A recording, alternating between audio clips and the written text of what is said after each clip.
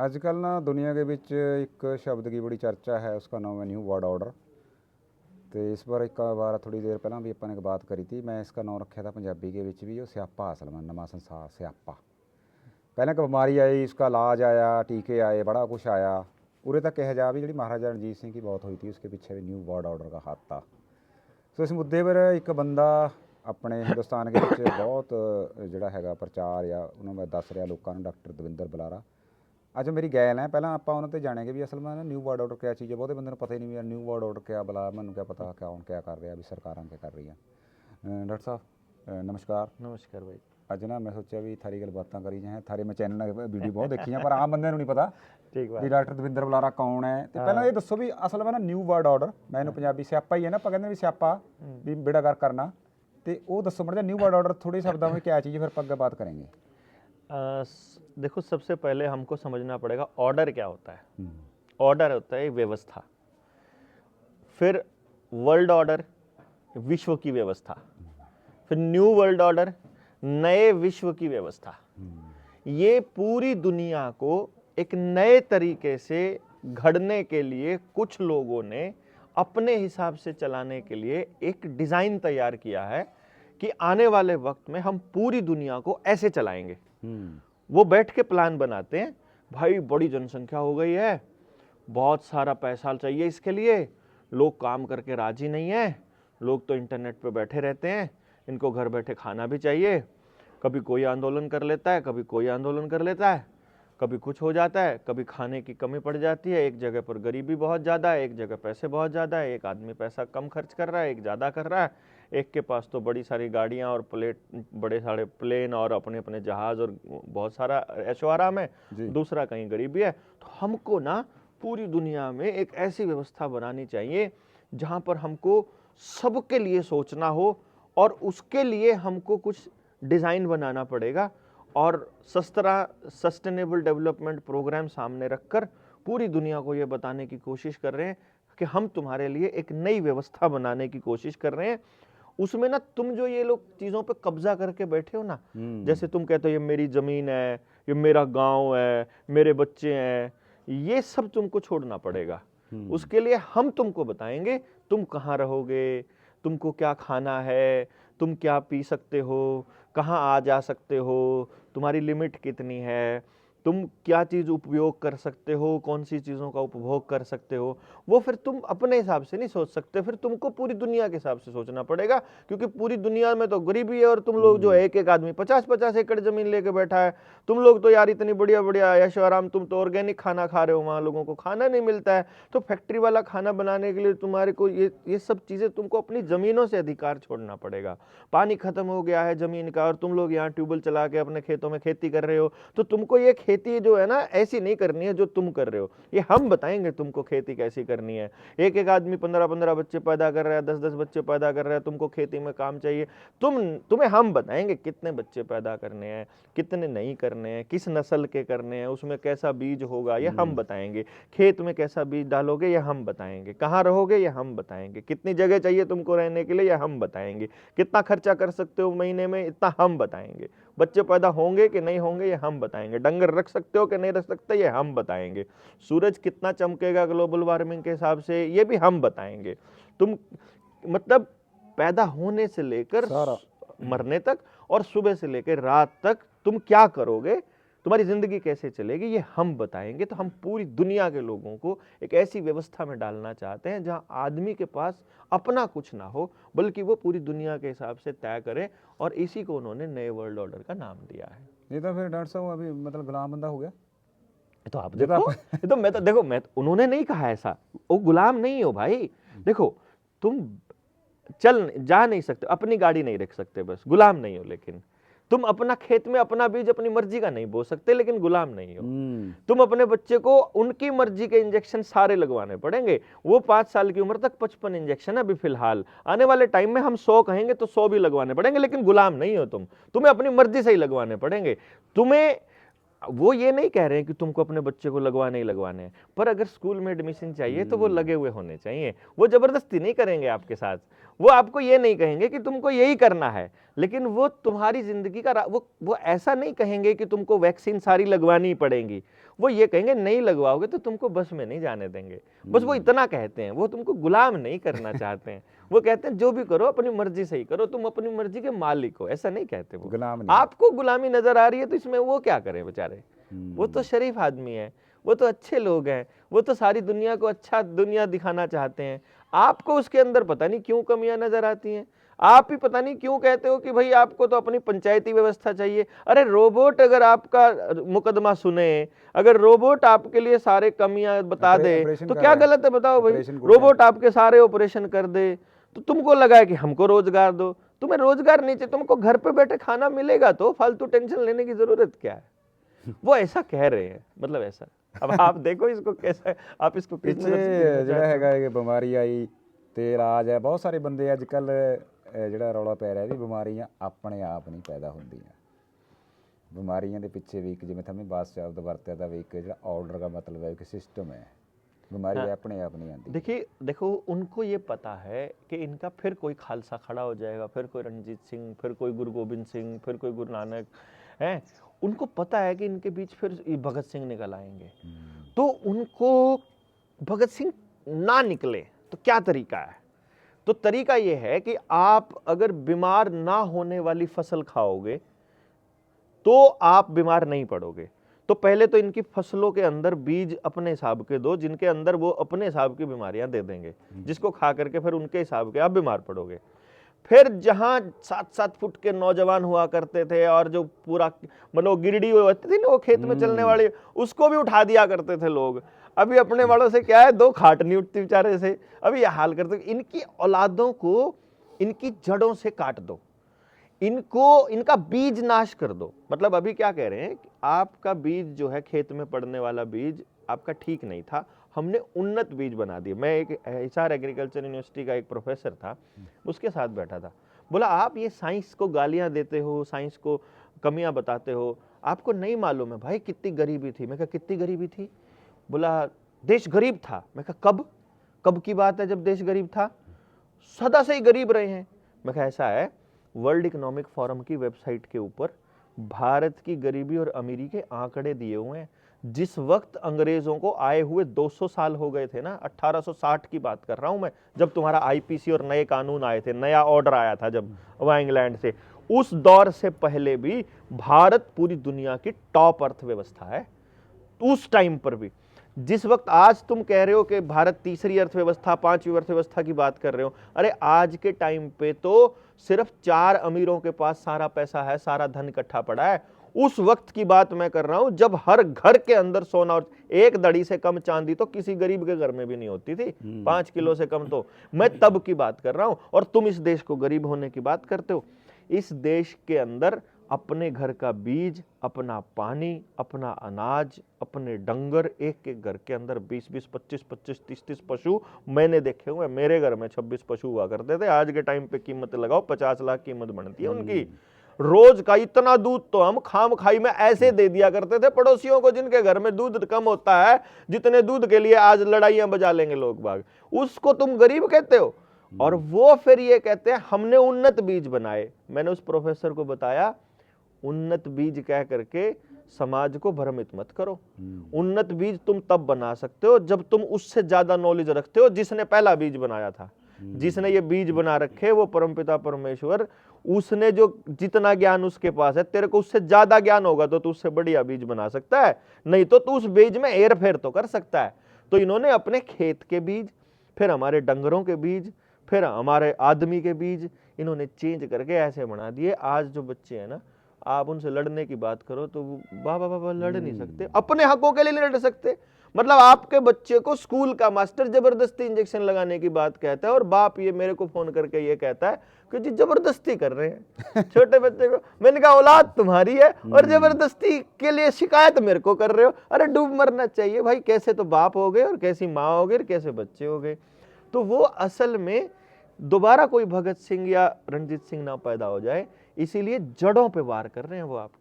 वो आपके गांव की पूरी व्यवस्था को खत्म करने के लिए और आपके बीज की व्यवस्था को खत्म करने के लिए काम कर रहे हैं।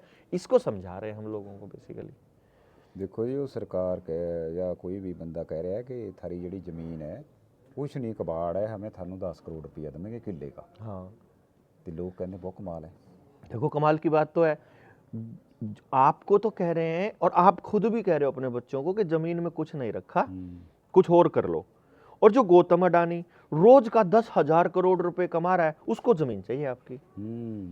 मतलब जिसके पास सब कुछ है उसको भी अगर जमीन चाहिए तो आप जमीन की कीमत को समझो।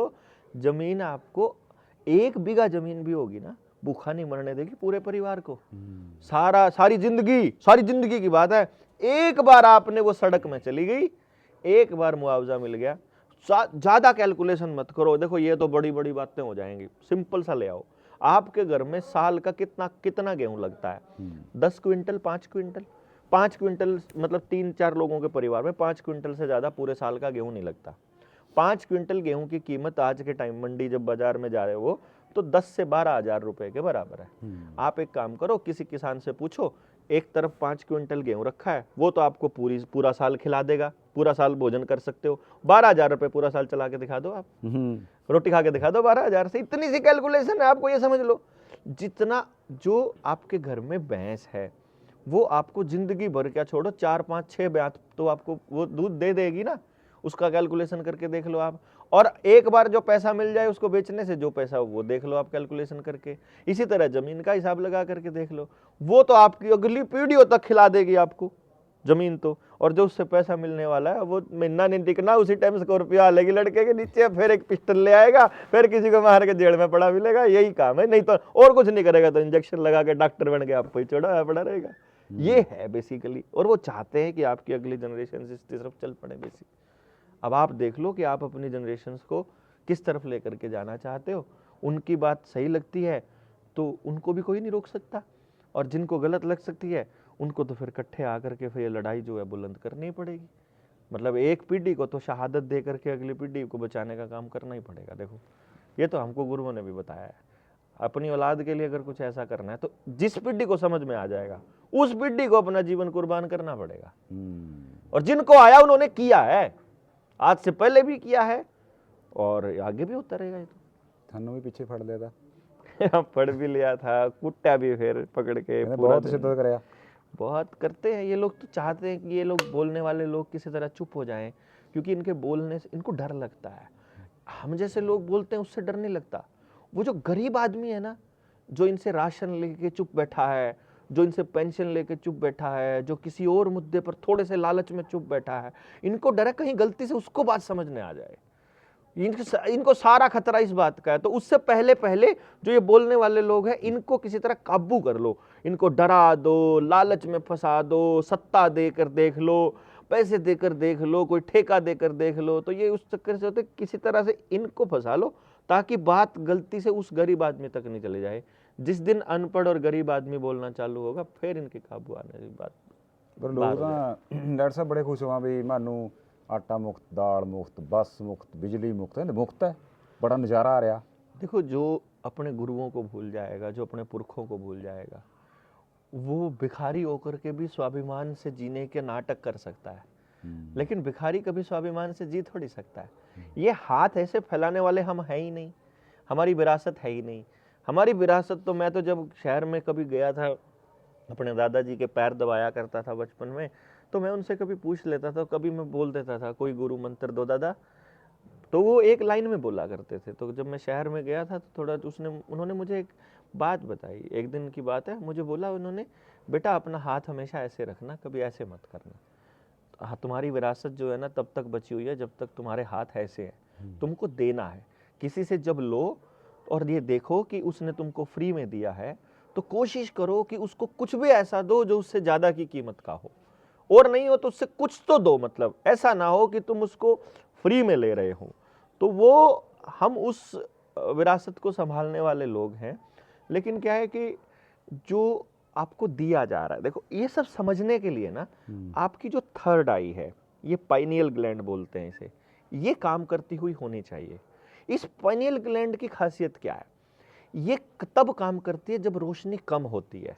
तो इन्होंने आपको बल्ब दे दिए, बल्ब के बाद एलईडी दे दी, और आपकी हर गाड़ी पे एलईडी लगा दी, ताकि जब आप सड़क पर चल रहे हो सामने से जब टक्कर बजे तो सीधी उस पीनियल ग्लैंड पे अटैक होके वो बंद पड़ी रहे और आप सही और गलत का निर्णय ना ले पाओ। वो पीनियल ग्लैंड के ऊपर अगला अटैक होता है वाईफाई से, तो उन्होंने हर घर में हॉटस्पॉट और वाईफाई दे दिया। उस पीनियल ग्लैंड पे तीसरा अटैक होता है एल्यूमिनियम से, तो बच्चों को पैदा होते ही जितने इंजेक्शन लगते हैं सब में एल्यूमिनियम है, और आपका लोहा महंगा कर दिया तो बर्तन आपके लोहे के नहीं होंगे, एल्यूमिनियम के होने स्टार्ट हो जाएंगे। तो वो तो एल्यूमिनियम तो वो लोग कैदियों को दिया करते थे उस टाइम पे, काला पानी की सजा देते थे। तो एल्यूमिनियम, वाईफाई, फिर तीसरी चीज जिसके ऊपर अटैक होती है, जो उसके ऊपर होती है, वो होता है ग्लाइफोसेट। वो उन्होंने आपके खेतों के अंदर डलने वाले हर बीज में डाल दिया, हर पेस्टिसाइड में डाल दिया, हर इंसेक्टिसाइड में डाल दिया, डीएपी में डाल दिया, यूरिया में डाल दिया।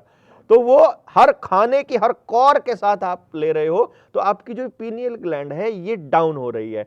तो लाइट हो गई, फिर वाईफाई हो गया, ग्लाइफोसेट हो गया, और ये हो गया। फिर पांचवी चीज जो जिसके लिए वो सेंसिबल होती है वो होता है ऑडर, स्मेल। तो आपके चारों तरफ केमिकल्स, जैसे आपके पेंट में स्मेल आएगी, आपकी पेट्रोल डीजल की स्मेल आएगी, उसके जलने के धुएं से स्मेल आएगी, सड़क पे चलते हुए आपको और दूसरी स्मेल आए, और नहीं आएगी, आपके डिटर्जेंट में भी स्मेल दे देंगे, आपके खाने की आइटम्स में भी स्मेल दे देंगे, और तो और आपको कहेंगे नहाने की जरूरत नहीं है, वो लगा लो, ये छिड़क लो या वो लगा लो, तो उससे भी जो स्मेल आएगी वो भी आपकी पीनियल ग्लैंड को डाउन मारती है। और फिर और कौन सी चीज थी जो इसको रोकती होती है, पाइनियल ग्लैंड के ऊपर डायरेक्ट अटैक करती है। बहुत सारी चीजें हैं जो ये जानबूझकर आपको देते हैं, जिसकी वजह से आपकी पाइनियल ग्लैंड बंद रहती है और वो परमात्मा से नहीं जुड़ पाती, और आप सही और गलत का निर्णय नहीं ले पाते। इसीलिए आपको मालूम ही नहीं पड़ता कि आप भिखारी हो, इसलिए आपको मालूम ही नहीं पड़ता कि आपको मारा जा रहा है, इसलिए मालूम ही नहीं पड़ता कि आप गुलाम हो, इसलिए मालूम ही नहीं पड़ता, आपको उसी के अंदर गर्व का महसूस होता है। सुबह से लेके रात तक आप जितनी कमाई करते हो, एक बार कैलकुलेट तो कर लो उस कमाई को किसको दे रहे हो, तो आपको पता चलेगा आप अपनी पूरी जिंदगी कंपनियों के लिए जी रहे हो। और ये पता चलेगा तब जब आपको इतनी समझ होगी कि भाई हम क्या खा रहे हैं, क्या पहन रहे हैं, क्या कर रहे हैं, उसका नुकसान किसको है, उसका फायदा किसको है, प्रकृति पे उसका क्या असर है, परिवार पे क्या है, गांव पे क्या है, समाज पे क्या है। ये सोचने समझने की क्षमता हमारी बचपन से खत्म करी उन लोगों ने, बहुत योजनाबद्ध तरीके से किया है, ऐसे नहीं किया है। और इस पे बचा हुआ था, कौन बचा हुआ था? जो गुरुबाणी के ऊपर जो टिका हुआ आदमी है, जो अपनी समुदाय की व्यवस्था पे बचा हुआ आदमी है, जो अपनी कबीलियाई व्यवस्था को बचाया हुआ है, जिसका अपना जल जंगल जमीन हो, जिसका अपना जंगल और अपना गांव हो, जो अपने गांव की व्यवस्था में हो, वो बचा हुआ था। वो बचा हुआ कौन सा इलाका है? ये हरियाणा, पंजाब, पश्चिमी उत्तर प्रदेश। इन सबको वो लपेट के एक एक करके, उधर कभी जाट नॉन जाट, इधर कभी सिख नॉन सिख, कभी कोई दूसरा, कभी तीसरा, वो प्रोपेगेंडा चालू करके रखते होते हैं, ताकि हमको अपने सिख रहने पे गर्व ना हो, ताकि हमको हमारे जाट होने पे गर्व ना हो, आपको अपने कबीलियाई होने पे गर्व ना रहे। बेसिकली वो ये चाहते हैं कि आपको अपने कबीलियाई होने पे गर्व ना रहे, बल्कि आपको कहे कि नहीं, कबीलियाई होना तो गलत है, तुमको मॉडर्न होना चाहिए। मॉडर्न वो जो गुलाम बढ़िया हो। था मैं थारी वीडियो देख रहा था, मैं बात कर रहे थे भी सिनेमा भी उन्होंने का एक हथियार है, बहुत बड़ा हथियार है बड़ा जैसे सिनेमा का। तो इसको तो आप इतना समझ लो, आपको मैं कोई कहानी कहता हूँ, ऐसे बोल रहा हूँ, आपको बोलूंगा एक राजा था, एक रानी थी। अब राजा कहाँ का था और रानी ने कौन सी ड्रेस पहन रखी थी, आप अपनी आंखों से बंद करके इमेजिन कर सकते हो, पर मैं वही चीज स्क्रीन पे दिखा दूंगा तो आप सोचोगे क्यों? ये ऐसे है जैसे आपको पैसा कमाना सिखाना ज्यादा बढ़िया रहेगा आपके फायदे में, या आपको फ्री का खाना देना आसान रहेगा? जो फ्री का खाना दे देंगे तो हाथ कमजोर हो जाएंगे और आप कमाने की दिशा में कभी नहीं सोचोगे। ऐसे ही दिमाग का खेल है। दिमाग का छोड़िए, शरीर के हर अंग का एक ही रूल है कि वो जितना काम करेगा उतना मजबूत होगा। तो दिमाग जितना सोचेगा उतना अच्छा सोचेगा और उतना बेहतर सोच सकता है और इतना वो मजबूत बनेगा। तो आपको ऑडियो विजुअल एड्स की मदद से आपको चीजें होती हुई दिखा देते हैं कि ऐसे किया जाता है, तो आपको लगता है ऐसे ही करना होता है। आपने अगर इसको थोड़ा सा एग्जाम्पल देखना हो अपने समाज के अंदर, आपकी पंजाब में चले जाओ तो बॉलीवुड, मेरे हरियाणा में आ जाओ तो हरियाणवी, पूरे देश में आ जाओ तो मुंबईया बॉलीवुड, और उधर चले जाओ तो वो टॉलीवुड। सब जगह पर जो लोकल जो फिल्में बनती हैं, उन फिल्मों में आपने एक सीन पक्का देखा होगा कि बच्चा अपने दोस्तों के साथ कॉलेज में बैठा है, उसका पिता किसान है और वो खेती वाले अपने कपड़ों में आ गया है, और बेटा जब उसको देखता है तो उसे शर्म आ गई, तो वो कहता है नहीं नहीं, ये मेरा बाप नहीं है, नौकर है। ये जो फिल्म, ये जो डायलॉग है, ये हर उस बच्चे को एक मैसेज दे रहा है कि तुमको अपने किसान पिता के ऊपर गर्व नहीं करना है, तुमको उसे कुछ भी कह देना है। तो ये आपके बच्चों ने प्रैक्टिकल किया है उस फिल्म को देखने के बाद। पहले कभी अपने समाज के अंदर किसी की बहू बेटी को रास्ता रोकने का, उसको उठाने का, उसका अपहरण करने का, उसका रेप करने का कोई कल्चर आपने आज से 40 साल पहले नहीं देखा होगा। मैंने तो अपने बचपन में कभी नहीं सुना कि किसी आदमी ने किसी के साथ जबरदस्ती ऐसे करी हो। लेकिन पहली बार सिनेमा ने हमको सिखाया कि अगर कोई किसी की बहन को छेड़ दे तो आप उसकी पत्नी को उठा के ले जाओ। रावण ने बताया ये हमको। इसी तरह से दूसरी फिल्मों ने बताया कि आप उठा लो, मतलब तो बहू बेटियों को उठाने का जो कॉन्सेप्ट है, जो आइडिया है, ये टीवी नहीं तो दिया। नशा कैसे करके मस्त होना है, ये टीवी नहीं तो दिया। बंदूकें कैसे लहरानी है, ये हमारे गायकों नहीं तो समझाया। हमको अपना समाज कैसे बर्बाद करना है, ये सारा का सारा सिनेमा नहीं तो दिया। और सिनेमा जिसके घर में चला गया, आप देखो अपने पूरे गांव का एक बार बैठ करके जायजा लो और एक बार चेक करो, आपको उसी परिवार के अंदर सबसे ज्यादा बर्बादी और टूटन महसूस होगी जहां पर सिनेमा सबसे पहले आया था। सबसे पहले उन्हीं की लड़कियां भागनी चालू हुई, सबसे पहले उन्हीं के घर में इस तरह के झगड़े चालू हुए, भाई भाई के झगड़े। वहीं पर बुजुर्गों का सम्मान होना खत्म हुआ। पहले उन्हीं का सत्यानाश हुआ, बाद में वहां तक पहुंचे जहां तक सिनेमा नहीं आया था। आज भी चले जाओ, देश के अंदर ऐसे इलाके हैं जहां कबीलियाई लोग रहते हैं, वहां बिजली नहीं पहुंची है, वहां सिनेमा भी नहीं पहुंचा है, मोबाइल भी नहीं पहुंचा है। वहां आज भी बड़े बुजुर्गों की इज्जत परमात्मा से ऊपर होती है। आज भी वहां वो जैसे ही काम करने लायक आदमी नहीं रहता, बैठ करके उसको पूरा परिवार खिला रहा है। आज भी, आज उनको पेंशन नहीं चाहिए उसके लिए, अपने परिवार के बड़े बुजुर्ग को पालने के लिए। क्यों? क्योंकि सिनेमा नहीं पहुंचा है वहां पर। वहां कोई नशा नहीं है, कोई आदमी बीमार नहीं है, कोई समाज के अंदर अपनी व्यवस्था पे चलते हैं। आप उनको, ये प्रैक्टिकल लोगों ने करके देखा है कि वो कोई काम कंपटीशन से करते ही नहीं है। वो करते ही नहीं है। कुछ सामने अगर उनको ये कह दोगे ना कि तुम सारे दौड़ के भागो, जो सबसे पहले ले आएगा तुमको मिल जाएगी ये टोकरी फलों की, वो सारे जाते ही इकट्ठे हैं, बाजू में बाजू डाल के डांस करते हुए, अपना कबीलियाई डांस है और डांस करते हुए आते हैं लोग। बोले यार तुम भागे क्यों नहीं? बोले यहाँ तो एक ही नियम है, हम सब तब जीतेंगे जब सब जीतेंगे। यहाँ एक आदमी के जीतने का कॉन्सेप्ट ही नहीं है। यही तो हमारी कबीलियाई कल्चर है कि एक भी आदमी को छोड़ना नहीं है। कोई आधार कार्ड नहीं है, इसकी वजह से भूखा नहीं रहना चाहिए। कोई आपके पास कोई डॉक्यूमेंट नहीं है, इसकी वजह से आपका बच्चा पढ़ाई लिखाई से पीछे नहीं रहना चाहिए। ये कबीलियाई कल्चर है। और ये न्यू वर्ल्ड ऑर्डर है, जब वो कहते हैं कि आधार कार्ड नहीं होगा तो तुम्हारा बच्चे का दाखिला नहीं होगा, तुमने वैक्सीन नहीं लगवाई होगी तो तुमको ये नहीं करना पड़ेगा। ये न्यू वर्ल्ड ऑर्डर है। आपको देखना है उनके ऑर्डर में जाना है कि अपने ऑर्डर में रहना है। गुरबाणी भी कह रही है ना, सब्बे सांझी वाल सदायन कोई ना दिसे बाहरा जी। हाँ, एक ही है सब, एक ही है सब, बिल्कुल। तो ये चीज़ तोड़ रहे हैं, उसको तोड़ रहे हैं। हमारी एकता को, हमारे एक होने को तोड़ने का इनका खेल है। और राज करना, अगर न्यू वर्ल्ड ऑर्डर को कोई 2 लाइन में समझाना चाहे ना, बड़े आसानी से समझा सकता है।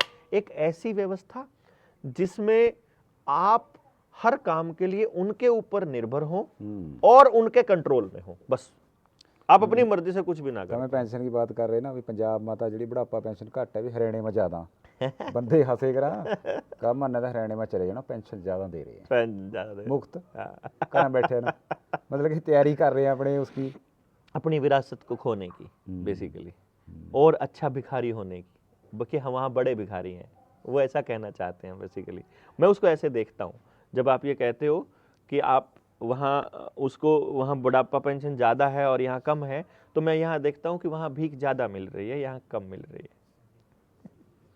असल में ये सारी बात इस बात पर खड़ी है कि इतने अपन रवायतों पर जड़ियाँ सदियाँ ते अपना पंजाब हरियाणा एक ही सारा कुछ हाँ भी खड़े रहे, जरवाने आए। एक बात मैं कदे कदे सोचे करा भी अब्दाली आया, नादर शाह आया, ਸਿੰਘਾਂ ने उसका ਜਿਹੜਾ ਹੈਗਾ ਬਣਾਂਗਾ ਕਰਿਆ ਤੇ ਉਸਨੇ ਜਿਹੜਾ ਜਰਵਾਣਾ ਦਾ ਲਟੇਰਾ ਦਾ उसਨੂੰ लुट के गरीबां वंडत्या। हाँ, ये वो कह रहे हैं थानू कुछ करने की लोड़ नहीं, घरां बैठो, आटा दाल आएगा, आराम से आपको मिलता बिजली रहेगा। आएगी, बिल्कुल, बिल भरना नहीं, बस आपको कुछ नहीं चाहिए। मैं ये कह रहा हूँ, कॉल्स को आपका वो 2017 का आप वीडियो देखो, ये वर्ल्ड इकोनॉमिक फोरम का चेयरपर्सन है वो, जिसकी मैं बात कर रहा हूँ, वो 2017 में वो वर्ल्ड इकोनॉमिक फोरम की वेबसाइट पे और उसके एक्स हैंडल पे लिखा हुआ है और दिया हुआ है। उसमें वो एक वीडियो के माध्यम से आपको बता रहा है कि 2030 तक हम एक ऐसी दुनिया बना देंगे जिसमें you will own nothing but you will be happy. मतलब आपका किसी भी चीज के ऊपर, आपकी अपनी औलाद के ऊपर और आपके अपने शरीर के ऊपर भी कोई अधिकार नहीं रहेगा, but you will be happy.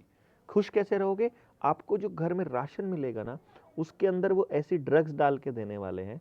जैसे आजकल क्या करते हैं वो, आजकल जो गरीबों को जो राशन दिया जा रहा है उसके ऊपर कुछ ऐसे केमिकल छिड़क के दे रहे हैं जिनसे आने वाले टाइम में उन गरीबों को कैंसर होगा। तो वो जब बीमार हो जाएंगे, अब बीमारी के इलाज के लिए तो उनके पास पैसे हैं नहीं, तो अब वो फिर मजबूर हो जाएंगे सरकार के जैसा वो कहेंगे वैसा करने के लिए। तो वो गरीबों को तो वो निपटाने की तैयारी बहुत पहले से कर रहे हैं। रहे बच्चे थोड़े बहुत लड़ने वाले, लड़ने वालों को तो लड़ने के लिए बहाना चाहिए, तो उनका ऐसा इंतजाम कर दें कि आपस में लड़ते रहें। वो घर के घर में लड़ते रहे, नहीं तो पड़ोस में लड़ते रहे, नहीं तो गांव में लड़ते रहे। तो उनको लड़ने के लिए उन्होंने पॉलिटिकल पार्टियां दे दी। पंजाब वाले पानी नहीं देते, हाँ, हरियाणा वाले चलो बिल्कुल बिल्कुल SYL बनाओ, वो ये ड्रामे चलो जो है, चलो बिल्कुल जंग लड़ो। एग्जैक्टली। तो वो लड़ाई ऐसा करवा देंगे। ये जो किसान कौम है, जो ये किसान आंदोलन, MSP का गारंटी के कानून के लिए जो किसान बैठा है, ये इसको भी इसलिए बैठने दे रहा है कि ये लड़ेगा नहीं, तो अगर इसको यहाँ नहीं बैठने देंगे तो इसको आराम से बैठे रहने तो ये अपनी मांग के लिए बैठेगा। उसे भी नहीं मालूम है कि ये लड़ाई तुम अपने गांव से जीत सकते हो। आप एक काम करो, सिर्फ ऐलान कर दो कि गांव में कोई सरकारी कर्मचारी एंटर नहीं करेगा और कोई आधार कार्ड नहीं देगा, कोई अपार ID। इनकी जो योजना चला रखी है ना, इस योजना को फेंक के मारो और इनके पैसे को इनके मुंह पे मार दो। आप देखो कल को घुटनों पे आ जाएंगे ये, जो कहोगे वो कहने को तैयार हो जाएंगे। हमने ना तुमसे अनाज लेना, हमने ना तुमसे पैसा लेना, ना हमने तुमको देना, ना हमने तुमसे कोई टैक्स देना, ना हमने तुम्हारे को कोई कागज दिखाना, ना हम तुम्हारे को ड्राइविंग लाइसेंस दिखाएंगे, ना हम तुम अपनी गाड़ी अब तुम्हारे हिसाब से प्लेट लगवाएंगे, ना हम तुम्हारे हिसाब से कुछ भी करेंगे। जिस दिन आप वहां से ऐलान कर दो किसान आंदोलन से कि गांव गांव में ये हो जाएगा, अब मजाल है इनकी औकात क्या। गांव में इस मास्टर को मत घुसने दो कि गांव जमीन हमारी है, स्कूल हमारा है, हमारे बच्चे पढ़ा लेंगे, क्या पढ़ाना है हम हिसाब लगा लेंगे, हमको क्या करना है हम तय कर लेंगे, हम अपने गांव की व्यवस्था बना लेंगे। ना हम पुलिस में शिकायत करने जाएंगे, ना तुम्हारा जज चाहिए, ना तुम्हारे वकील चाहिए, तुम्हारा कुछ नहीं चाहिए, उनका चाहिए बंद कर दो। ऐसे घुटनों पे आएंगे वो, तो कहेंगे पापा जी ले लो। ये पहले किया था तापी जिले में, गुजरात में आदिवासी लोगों ने आधार कार्ड सरेंडर कर दिए और बोला तुम अपना पैसा रखो, हमको नहीं चाहिए। तुम तो चौधरी बनने लग गए, तुम तो रास्ते में चलते हुए आदिवासियों को रोक के उनके ड्राइविंग लाइसेंस चेक करने लग गए। 7 दिन तक डिप्टी कलेक्टर DC जो है उनके दरवाजे पर खड़ा रहा, ऐसे एक टंगी, ये आधार कार्ड वापस मत करो, मेरी नौकरी चली जाएगी। नौकरी कैसे चली जाएगी उसके आधार कार्ड से? क्योंकि पूरा न्यू वर्ल्ड ऑर्डर ही आधार कार्ड से चलना है भाई। पूरा न्यू वर्ल्ड ऑर्डर इस दान पे और इस भीख पे चलना है। तुम ये भीख लेना बंद कर दो और अपनी व्यवस्था खुद बना लो, देखो कैसे घुटनों पे नहीं आएंगे ये। आधार कार्ड असल जो थारा आधार खो रहा, एग्जैक्टली। जो इमारत का आधार ही नहीं खत्म है, खत्म है सब कुछ ही। सो बहुत बढ़िया डॉक्टर साहब थाने मुहिम चलाई हुई है। ले भी ना का डॉक्टर साहब चैनल का अपने का नाम दसे, निडर अपने चैनल का नाम निडर इंडिया है, चैनल है। हमें ना उसके विच तले पा भी देंगे वीडियो के लिंक के विच। हाँ, निडर इंडिया ते ना के देखियो थमें सारे के सारी ट्रेनिंग्स हमारी जनता सरकार मोर्चा की उसके अंदर हमने दी होती है और 3-3 दिन की हम ट्रेनिंग करते हैं जिसमें हम इस पूरे षड्यंत्र को समझाते हैं। 1-2 लाइनों में 1-2 घंटे में हम इसको समझा भी नहीं हमें पाएंगे। लंदे तो नहीं किसी से कुछ ना कोई पैसा नहीं लेते, हम दान लेते हैं। जो भाई जो खर्चा है वो आप सबके सहयोग से हो जाए इसकी कोशिश करते हैं, क्योंकि और आमतौर पे हम माइनस में ही रहते हैं। ये भी हमारा अपना प्रोसेस। सो बहुत धन्यवाद सर। अज मैं उरे आया पता जंड मघौली ते हमें घनौर के लवे ते डॉक्टर साहब उरे एक मैं पिंड में कट्ठता ते सारिਆਂ ਨੂੰ ਦੱਸਣ ਵਾਸਤੇ। सो थारा बहुत बहुत धन्यवाद, शुकराना। धन्यवाद। ते जिन्होंने मैनू सुनिया थारा सारिਆਂ का भी बहुत बहुत शुकराना।